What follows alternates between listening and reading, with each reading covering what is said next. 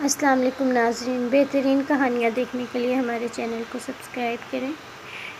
اگلا پارٹ۔ نہیں، میرا ارادہ ایسا نہیں تھا، یہ سب تو بہت اچانک ہوا، اور نہ میں کیوں تمہاری غیر موجودگی میں ایسی کوئی صورتحال کریٹ کرتی۔ اس نے چہرہ موڑ کر اسے دیکھا۔ آنکھوں میں سوال تھے۔ میری بات سن لو تم، اور آخری بار بتا رہا ہوں، وہ شخص تمہاری سوچ سے زیادہ گھٹیا ہے، اس لیے اس سے دور رہنے میں ہی عافیت ہے۔ جب تک تم میرے ساتھ میرے گھر میں ہو، تمہیں میری سننی پڑے گی اور ماننی بھی پڑے گی۔ وہ سے پکڑتا بے لچک مگر نرم لہجے میں سمجھانے لگا۔ تمہیں اس سے دور رکھنا ہی سب سے بہترین کام ہے، اس لیے آئندہ کے بعد تم ایسی کوئی ضد نہیں کرو گی، اور اگر میں تمہاری بات نہ مانوں، وہ بے مقصد پوچھ بیٹھی، پھر تمہیں تمہاری ڈیل کی رقم نہیں ملے گی۔ وہ محفوظ ہوتا مسکرانے لگا۔ ہاؤ مین، اس نے شہری کی بازو پر مکہ جھاڑ دیا۔ اچھا، ویسے آج کیا مصروفیت ہے؟ میری بیوی کی۔ میرا دل کر رہا ہے کہ آؤٹنگ کا۔ وہ خواہ اس کے بال سنوارنے لگا۔ تمہاری بیوی بہت مصروف ہے آج۔ مجھے لوکیشن پہ جانا ہے، کچھ چینجنگ کروانی ہے، اور اس کے بعد اس آرٹسٹ کے مینیجر سے ملنا ہے۔ وہ اپنا شیڈیول یاد کرتے ہی بولنے لگی۔ بریک تب لگے گی جب اس نے اپنی انگلی اس کے حرکت کرتے ہونٹوں پہ رکھ دی۔ وہ اسے ایسے دیکھنے لگی جیسے پوچھنا چاہ رہی ہو، کیا مطلب ہے اس حرکت کا؟ آج آف ہے تمہارا، اور میرے ساتھ چلو گے تم؟ میں نے کراچی میں بھی بہت مس کیا ہے تمہیں، وہ نروٹھے پن سے کہتا اس کی گود میں سر رکھ کے لیٹ گیا۔ وہ اسے پل پل حیران کرنے کا قصد کیے ہوئے تھا۔ وہ منہ کھولے اسے دیکھنے لگی جو بڑے مزے سے بول رہا تھا۔ وہ جو اتنے دن ضائع ہوئے ہیں، ان کا حساب اب تم سے لوں گا۔ ویسے میں سوچ رہا ہوں اگلی بار تمہیں ساتھ لے جاؤں، ہم ہنی مون پر بھی تو نہیں گے؟ مسٹر شیری، اس نے دانت پیستے ہوئے اسے گھورا۔ مسز شیری، میرے بالوں میں ہاتھ پھیریں تاکہ یہ درد سر دور ہو میرا۔ وہ اس کے دونوں ہاتھ اپنے بالوں پر رکھتا فرمائشی انداز میں بولا۔ خیر تمہیں آج اس کے ہاتھ ساکت تھے، کیا اپنی بیوی سے تھوڑی خدمت نہیں کروا سکتا؟ اب ایسے تو مت دیکھو۔ وہ اس کے یوں اچنبھے سے دیکھنے پر برا مان گیا۔ تم تو ایسے دیکھ رہی ہو جیسے میں نے کسی راہ چلتی لڑکی کی گود میں سر رکھ لیا ہے۔ مکمل بیوی ہو تم میری، حق ہے میرا بھائی۔ وہ خفگی سے بولا تو بے اختیار مسکرانے لگی۔ اچھا، مکمل کسی کی آدھی بھی ہوتی ہے؟ وہ اب اس کے بال بگاڑنے لگی تھی۔ ہاں، ہوتی ہوں گی۔ اچھا یہ بتاؤ، کوئی ایسی جگہ جو تمہیں بہت پسند ہو؟ اس کے چہرے پر پھیلا سکوت مرحا سے بھی مخفی نہیں تھا۔ وہ بائیں جانب دیوار کو دیکھتی سوچنے لگی۔ سوچ لو تم، پھر ہم وہیں چلیں گے۔ اس نے کہتے ہوئے آنکھیں بند کر لی۔ یہ لمحہ کس قدر سکون بخش تھے، یہ تو شہریار بھی نہیں جانتا تھا۔ دادو نے اتنا تیار کروا دیا ہے، پاگل ہی لگ رہی ہوں۔ وہ آئینے میں اپنا سراپا دیکھتی جھنجھلا کر بولی۔ شادی کے علاوہ پہلی بار اس نے یوں میک اپ کیا تھا، شاید یہی سبب تھا اس کے رد عمل کا۔ تم میری الماری کیوں استعمال کرتی ہو؟ احمر واش روم سے باہر نکلتا ہوا بولا۔ چہرے پہ خفگی کا عنصر تھا۔ تو میں کیا اپنے کپڑے آسمان پہ رکھوں؟ وہ ابراہیم کی کہانیوں والا جادو تو ہے نہیں میرے پاس، نہ کسی جادوئی جگہ رکھ دیتی۔ یہاں کہیں کمرے میں رکھے تو آپ نے کہنا ہے کیسے حشر نشر کیا ہوا ہے کمرے کا۔ وہ پلٹ کے معصومیت سے نان سٹاپ بولنے لگی۔ لمحہ بھر کو وہ ٹھٹک گیا۔ یہ وہی جھلی سی لڑکی ہے؟ ریڈ کلر کی میکسی پہنے، ہونٹوں کو ریڈ لپسٹک سے پوشیدہ کیے، سیاہ بالوں کو جوڑے کی شکل میں قید رکھا تھا۔ ایک لمحے کے لیے اس نے پہچانا نہیں کہ یہ اشال ہے۔ ابراہیم کو تیار کر دیا ہے تم نے؟ اور دادو؟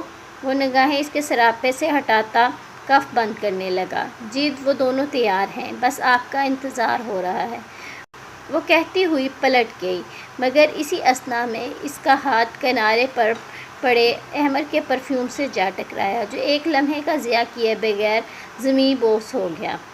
دونوں نے بیک وقت گرنے کی آواز کے تعاقب میں دیکھا اور منہ کھل گئے۔ تم کیا ہو اشال؟ آنکھیں کس لیے ہیں؟ آج مجھے بتا ہی دو۔ وہ ہکا بکا سا رہ گیا تھا۔ نہیں، وہ میں پتہ نہیں کیسے میرا ہاتھ لگ گیا۔ وہ کبھی زمین پر کچی کچی ہوئے پرفیوم کی بوتل کو دیکھتی تو کبھی احمد کو۔ اس افتاد پر وہ خفا سی ہو گئی۔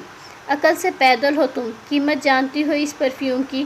اس نے نیچے جھک کر ایک ٹکڑا ہاتھ میں پکڑا اور اسے گھورا۔ اسے بے عزت کرنے کا کوئی موقع وہ ہاتھ سے جانے نہیں دیتا۔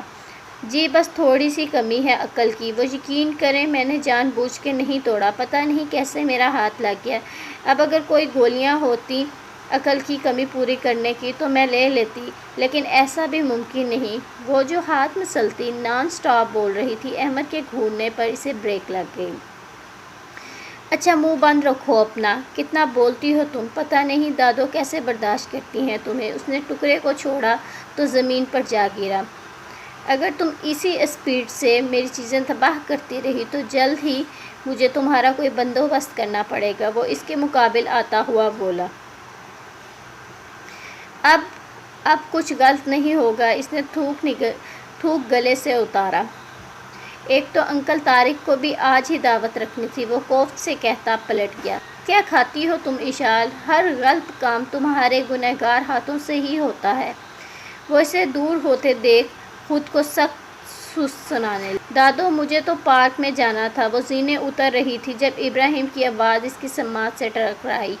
کل سنڈے ہے نا، پارک کل چلے جانا، آج آپ کے انکل نے انوائٹ کیا ہے اپنے گھر، بلال اور عروشہ بھی ہوں گے وہاں، یاد نہیں آپ کو؟ وہ دونوں وہ میز پر رکھی اشیاء دیکھ رہی تھی۔ اوہ اچھا ان کے گھر، وہ یاد کرتا سر ہلانے لگا۔ ماما بھی آئیں گی؟ وہ اسے دیکھتا کھڑا ہو گیا۔ ڈیڈی کہاں ہے؟ وہ انتظار کرتے کرتے شاید تھک گیا تھا۔ ڈیڈی بھی آ رہے ہیں اور پارک میں ہم کل جائیں گے۔ ٹھیک ہے، وہ اس کے بال سنوار رہی تھی جو پہلے ہی ٹھیک تھے۔ پرومس؟ اس نے ہتھیلی اس کے سامنے پھیلائی۔ پرومس۔ اس نے اپنا ہاتھ اس کے ہاتھ میں رکھا تو وہ بھی مسکرانے لگا۔ یہ گفٹس گاڑی میں رکھو، احمد آتا ہوگا، فردوس ملازمہ سے کہتی پیچھے ہونے لگی۔ تھکے نہیں ہو تم؟ وہ چہرہ دائیں جانب موڑتی ڈرائیونگ سیٹ پر بیٹھے شہریار کو دیکھنے لگی، جس کا چہرہ ابھی تک حشاش بشاش تھا۔ گاڑی سے باہر دیکھیں تو رات پوری آب و تاب کے ساتھ پھیلی ہوئی تھی، ہر شے پر سیاہی اپنا راج جمائے ہوئے تھی۔ اس لمبی سڑک پہ گزشتہ آدھے گھنٹے سے ان کی گاڑی تیز رفتار سے چل رہی تھی، مگر ابھی تک اس کا دوسرا کنارہ نہیں دکھائی دے پا رہا تھا۔ میرا خیال ہے تم تھک گئی ہو، اس نے سپیڈ کم کرتے ہوئے اسے دیکھا۔ جامنی رنگ کے حجاب میں اس کا گندمی رنگ مزید پرکشش ہوتا جاتا۔ پنک لپسٹک سے پوشیدہ ہونٹ اس پر خوب جچتے تھے۔ آنکھیں نیند سے بوجھل ہونے کے باعث بھاری ہو رہی تھیں، مگر اس کی خوبصورتی مان پھر بھی نہیں پڑی تھی۔ مجھے بھوک لگ گئی ہے تھوڑی سی۔ اس کی آنکھوں کو حیرت سے پھیلے دیکھ اس نے سرعت سے اپنی بات میں اضافہ کیا۔ اچھا ایسا کرو پیچھے وہ جو شاپر ہے نا۔ اس نے ایک نظر مرحا کو دیکھ کر سامنے سڑک کو دیکھنا شروع کر دیا۔ وہ گردن گھما کر عقب میں دیکھنے لگی۔ اس میں کلب سینڈوچ ہے، وہ نکال لو۔ وہ جیسے پہلے ہی تیار تھا اس صورتحال کے لیے۔ یہ کب لیے تم نے؟ وہ شاپر گود میں رکھے اس میں ہاتھ مار رہی تھی۔ جب میں نکل رہا تھا تو میں نے یہ پیک کروا لیے تھے۔ وہ دھیرے سے مسکرایا۔ تمہیں معلوم تھا مجھے بھوک لگ جائے گی؟ وہ سینڈوچ نکالتے پھر اسے دیکھنے لگی۔ ہاں زیادہ کھایا ہی نہیں تم نے، اس لیے میں نے بیک اپ پلان۔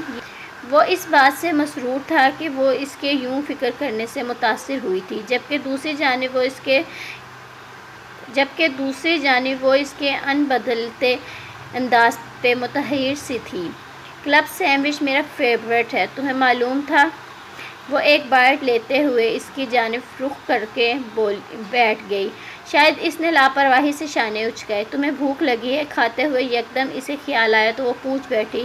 اگر میڈم کھلا دیں تو ضرور، اس نے کہتے ہوئے سپیڈ بڑھا دی۔ ادھ کھلی کھڑکی سے ٹھنڈی ہوا کے ساتھ ساتھ درختوں کی بھینی بھینی سی خوشبو بھی اندر آ رہی تھی۔ مرحا نے ہاتھ میں پکڑا سینڈوچ اس کے سامنے کر دیا۔ تھینک یو، وہ بائٹ لیتا ہوا بولا۔ ہم لانگ ڈرائیو پہ جا رہے ہیں، اس نے باہر دیکھتے ہوئے استفسار کیا، کیونکہ اب یہ راستہ ایک نہ ختم ہونے والا راستہ معلوم ہو رہا تھا۔ مسز